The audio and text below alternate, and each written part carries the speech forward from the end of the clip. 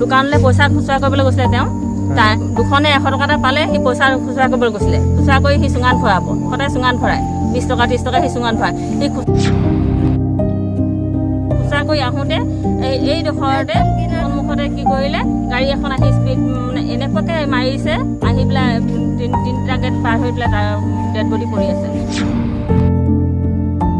মানে গাড়ী আমি মানে আহিব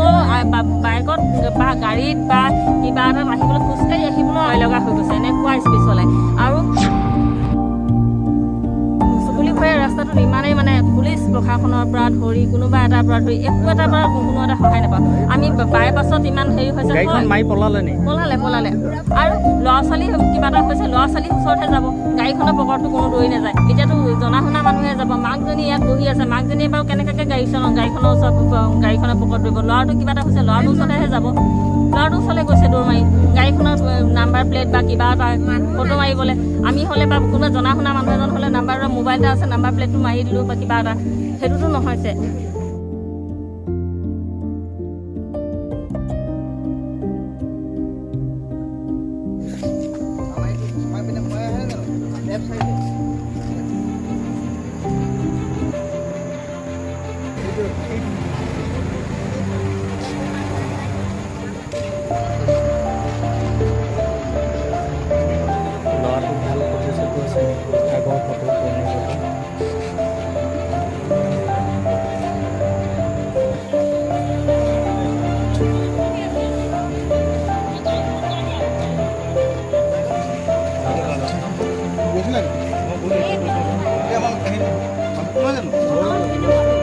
আজি আমাৰ চকুলবৰীয়া যিটো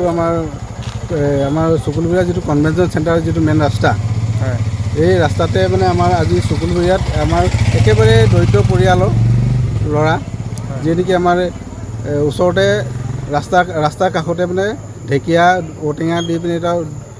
দোকান দি এটা পৰিয়াল পুহপুৰি দি থকা এটা বাচ্চা আজি তাৰ বয়স হৈছে আপোনাৰ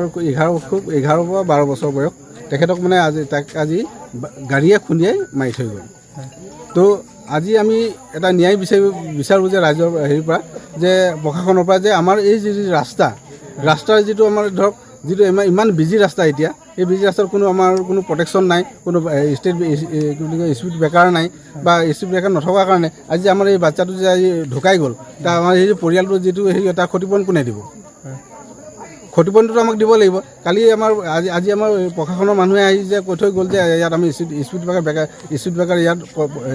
দিব কিন্তু স্পীড ব্ৰেকাৰ দিলেই জানো আমাৰ সমস্যা সমাধান হ'ব ইয়াত যিটো এতিয়া মেইন আমাৰ এতিয়া নকাৰী যিটো অভাৰব্ৰিজ চলি আছে তাৰ কাৰণে সেইটো ৰাস্তা বন্ধ কৰি আমাৰ এই মেইন ৰাস্তা এইটো ৰাস্তাকে মেইন কৰি ৰাখিছে কিন্তু ইয়াত প্ৰশাসনৰতো এটা ব্যৱস্থা থাকিব লাগে।